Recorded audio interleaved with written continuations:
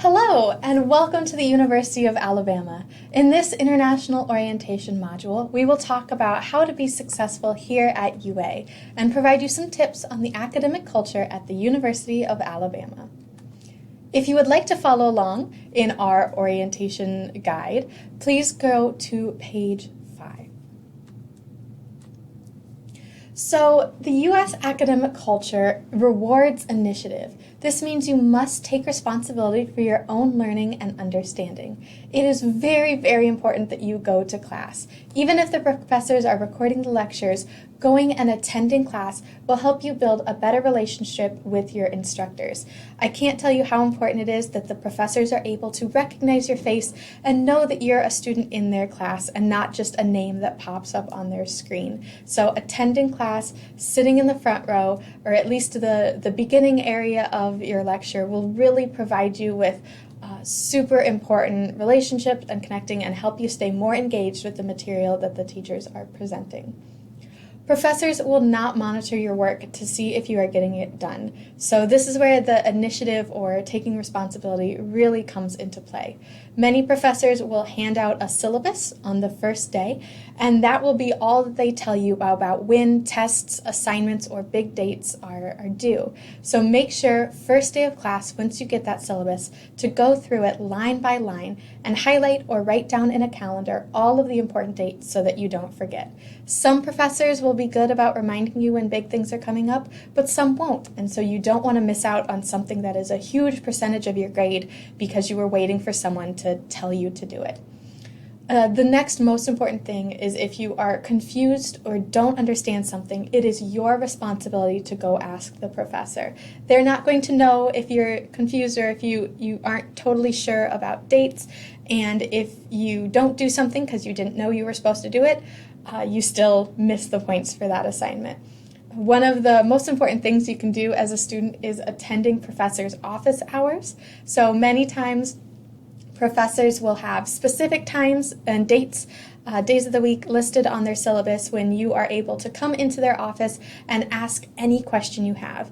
Even if it's not a super critical question, sometimes it's important to go to these office hours just to get to know your professor and so that they get to know you a little better, and that way if you do have problems later in that course, they recognize you and they are more willing to help you out and help you through this course. So go to their office or send them a very respectful email about any questions you may have so that you know what is going on in this course. Next, courses in America expect active engagement. So many classes here are discussion-based. So that means you might be sitting in a group of your peers and have to talk about things. Or if a professor is lecturing, many times they will ask a question to the class and they do expect an answer back. So the first week of class, maybe see how the professor works, if they prefer to just lecture or if they want active engagement. Make sure you know what the professor is looking for, and that way you can be as involved as you can be, which will really help your performance in the class. A lot of courses have what we call participation grades, and so you will be graded on how often you speak up or interact in an appropriate manner in that class. So to be able to get these participation grades and be an active member in each of the classes, make sure you have done your assignments ahead of time, so that way you are prepared to talk about the topic at hand or answer any of the questions that the professors may be asking. Many times the focus of the class is less on memorization or knowing exactly the terms you're talking about, but more on application and how you can use the information that is being taught to you. Like I said before, another great tip is to sit towards the front of the classroom. This will help you focus better, and teachers will be able to recognize you and more likely to help you with an issue compared to if you just sit in the back of class where it's easier to do other things on your computer and not take good notes, and you won't do as well in the course. Finally, sometimes, depending on where you come from, U.S. academic culture can be more informal or casual than what you may be used to. It's expected that the students ask questions during class of the professor. and really have that kind of discussion based. And, like I said, each course is going to be different, each professor will be different, but this is what tends to be the case, where it's about talking and having this conversation. Another thing is refer to the professors in the way that they introduce themselves. So not every professor that we have here at UA has their doctorate, or maybe you have a class that is taught by a TA or a graduate student who is learning. So on the first day of class, when the professor introduces themselves, they may say, I am Dr. So-and-so, or just, hey, this is my name. And that way you will know how to address them in any emails or any correspondence and conversation you may have. But a good rule of thumb is to always refer to them as professor and then their name, as that is professional, whether they have a doctorate or not. And like I said, oftentimes in classes there tends to be a group discussion, or class may be structured in a way that is different from what you're used to. So pay attention to how the first couple of weeks go, but make sure to stay actively engaged in the classes as much as you can. So now we get to, what does UA expect from you? So it is important to review the academic catalog and understand the requirements for your degree program. You want to do this as early as possible because things may be complicated or may change, and so you want to be prepared for what the next 4 years and 8 semesters or even longer may look like for you. It is your responsibility to register for classes, attend those classes, and make reasonable progress. I cannot stress enough how important it is to attend your classes, even if they're online or they have a video recorded option of lectures. Go to your classes, and that will help you succeed. Number 3 is to check your UA email. This is the number one way that your professors will communicate to you about anything, whether it's class being canceled, an update on an assignment, answering a question that may have been asked in class. You need to check your UA email almost every day to stay up to date as a good student here. And finally, you need to follow the academic code of conduct. And so what is this code of academic conduct? So this is a statement that each student has to portray to be able to be successful and graduate here at UA. So it says that I promise or affirm that I will not at any time be involved with cheating, plagiarism, fabrication, or misrepresentation while enrolled as a student at the University of Alabama. I have read the Academic Honor Code, which explains disciplinary procedures that will result from the aforementioned. I understand that violation of this code will result in penalties as severe as indefinite suspension from the university. So let's talk a little bit about what plagiarism and academic misconduct is. So plagiarism is using information from another source without giving credit, whereas cheating is using an unauthorized outside source to produce information. So lots of things that might not be considered cheating in your home country are not allowed here. For example, working on your homework with a friend and you both write down the same answers is considered cheating if you were supposed to do the assignment yourself. If your professor is grading both of your either essays or projects, your tests, and you have the exact same answers as someone who sits next to you, you can be both accused of cheating. And the punishment for that may be a failed assignment. It might be failing the entire course. And if it happens a second time, it may be your removal from the university and unable to finish your degree. And then there comes to plagiarism, which, like we said, is using information from another source without giving credit. So if you copy information from Wikipedia, and this could even be copy and pasting into your essays or assignments, or even just using the information and writing it down without citing it correctly, is plagiarism and can be cause for a failure of an assignment or a course. So there are lots of free online resources to help you check your papers or essays for plagiarism so you can avoid this as much as possible. And our Writing Center, which if you have downloaded this PowerPoint, you can click on that link and set up an appointment with the Writing Center, who is more than happy to help you work through any questions you may have about writing or assignments. And this can do with plagiarism, citations, even if English isn't your first language and you want grammar assistance, they are a great resource for all of our international students here on campus. So 3 ways that we can guarantee success here at the University of Alabama. So these are tips that past international students have given us on ways that they really feel helped them here at the university. So the number one way is to keep focused. There are tons of clubs and organizations, groups, activities, football, having fun with your friends, which are amazing things, and we highly recommend you do them because they really help you get involved and know that UA is your home and your community. But at the same time, it's important and critical to remember that the reason you are here is to graduate, is to go to school, is to get your education. So remember that even though all of those social events and activities are fun and a great part of your experience here at UA, your education has to come first. Number 2 is to have a plan.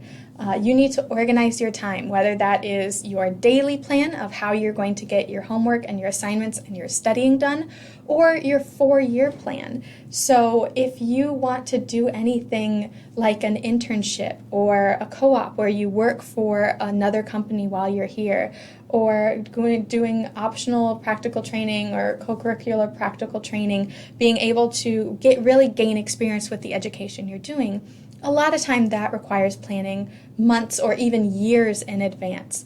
So, or even if you wanted to do a study abroad, because international students can study abroad to another country, even here from UA. So if these are things that you are interested in, you need to be talking with your academic advisor and coming up with a way to make sure you can fit everything in the time that you would like to graduate.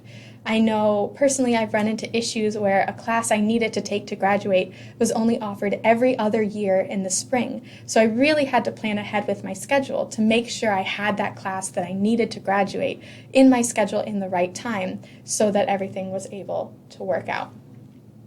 And finally, taking responsibility for your own education, that you determine your own success, the work that you do, the effort that you put in, it is on you to be able to succeed here at UA.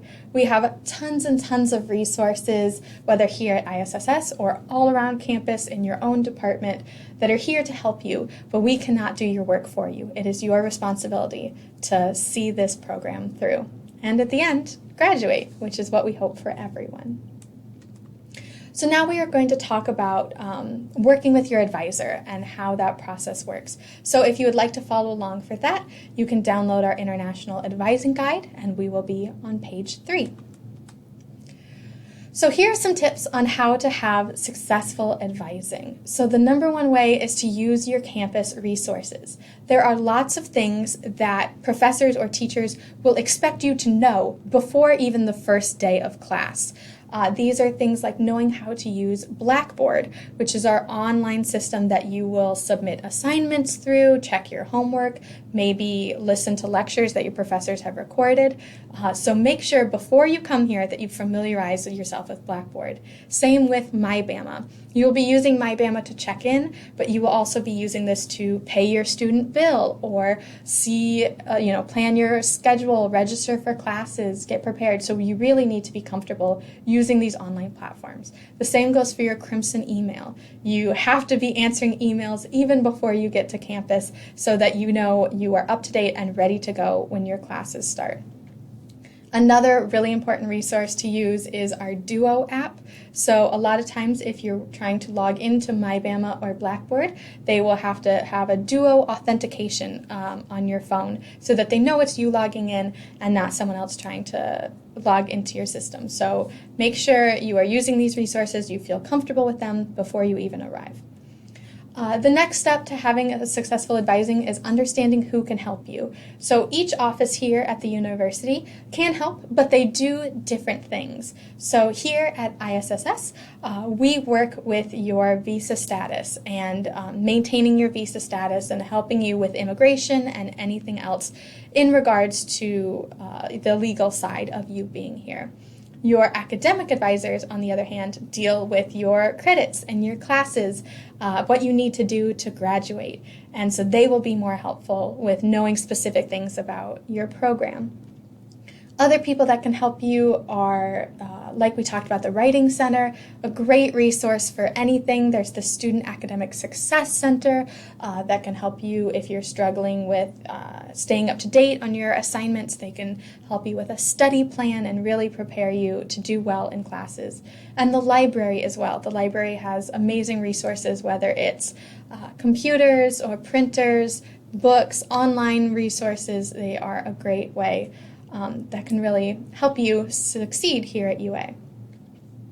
And then, like we said before, planning ahead. Make a plan for every semester. And when you're working with your advisor, make sure you are planning ahead before the last due dates. So the day that classes we call it add drop, where you can no longer add or drop classes close, is not the day that you decide to change your schedule. You need to be planning farther and farther in advance. So if any issues come up that you do need to change your schedule, you have plenty of time and you don't run into any holds or issues that could cause problems that you then have to stay here longer, go an extra semester because you were unable to plan ahead and get everything done on time. Another way to be successful as advising is to email your advisors. The best way to communicate with your advisors is often through email. Make sure that you're using your Crimson email address, and then in your email, include your name, your CWID, and a brief description of your question. Start your email with Dear Professor and their name, or Dear Mr., Mrs., and then your advisor. And that way you will be able to address them and they'll be able to look at your email and understand your question and get back to you. It may take them a day or two to email you back, but this is the best way to get an answer during very busy times because it doesn't involve you sitting and waiting in their office, and they can get to it when they have the chance. Finally, it is important to know when to make appointments. So many offices, including ISSS, have walk-in appointments. Walk-ins are good if you have just a quick question that you can answer within a couple minutes. But the walk-in times have the risk of longer waits. There may be other students who have walked in before you. Then you know when to make an appointment. So an appointment dedicates a time just for you where the advisor or person at ISSS can prepare for your arrival. They know what you want, what your question is, and can work with you to answer that in a timely fashion. These are for more detailed or complicated questions, but oftentimes these appointments can be booked through the department website or email. But they may be farther out of, you might have to wait a week or two to get this appointment, but it is better to have an appointment if you have a longer question or something that's more complicated. So when you go to a meeting, there are certain expectations that we have of students and that students have of us as advisors. It is very, very important for you to be on time to your meeting. In America, being on time is a way to show respect and is very polite. Many Americans will feel that you may be wasting their time if you're late. So if you can't make an appointment or you are running late, send your advisor or whoever you're meeting with an email to let them know so they're not sitting and waiting for you.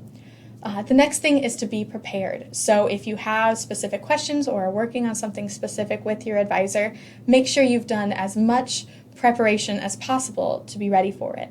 So if they have sent you an email preparing for this meeting and saying you need to have registered for classes or you need to have filled out these documents, make sure that is done so that the meeting can go much smoother. The next thing is to avoid conflict. So in some kind of showcases of American culture, they may have portrayed that getting angry or standing up or being more confrontational is a way to get what you would like in a discussion or a meeting, and that is very much not the case when it comes to advising and interactions here at UA. Make sure you're always using polite language when speaking to your advisor. Never raise your voice or yell, as it really won't help you, but will most often make your situation worse, as it'll make the person you're working with feel uncomfortable and see you as someone who is difficult to work with. And while advisors will always try to help you no matter what, they will be much more eager and kinder if you speak with them with kindness and understanding. So you always want that mutual level of respect in any appointment that you may have, which sometimes can be difficult if you receive no as an answer or an answer that you may not be looking for. And sometimes that happens. Advisors can't control everything, and sometimes there's just nothing we can do to help you with your issue. So we might, as advisors, try to offer alternate solutions or refer you to a different department. And you can ask further questions to clarify what we're talking about, but sometimes the answer is no, and you just have to accept that. Finally, it's important to leave in a friendly way. So you will probably be working with the same advisor the entire time you're here at UA if you're part of a degree program or something like that. So you want to have a really great relationship with this person who is helping you succeed and finish your degree program. Always make sure you have their contact information in case you have any follow-up questions or want to work with them again in the future. So this can either be their email, their business card, just a way to make sure you are able to reach out to the same person regarding your case that you're working on. And finally, when you leave, thank them for their time and for being available for you. Finally, we would just like to remind everyone about the Capstone International Center, and our hours of operation are from Monday through Friday from 8 a.m. to 4:45. And if you'd like to make one of those a walk-in or come to our virtual advising appointments, those are Monday through Thursday from 11 a.m. to 3 p.m. Our office is located in 105 B.B. Comer Hall, and our website is international.ua.edu/ISSS. If you'd like to email us, you are welcome. That is our quickest way we are able to answer questions, and the international.ua.edu email will be able to either answer your question quickly or send it to one of our other advisors who is able to work on that with you. And finally, if you'd like to give us a call, our phone number is 205-348-5402. We are so excited that you are here to join us at the University of Alabama, and we know that if you follow these tips in this video, you will have great academic success.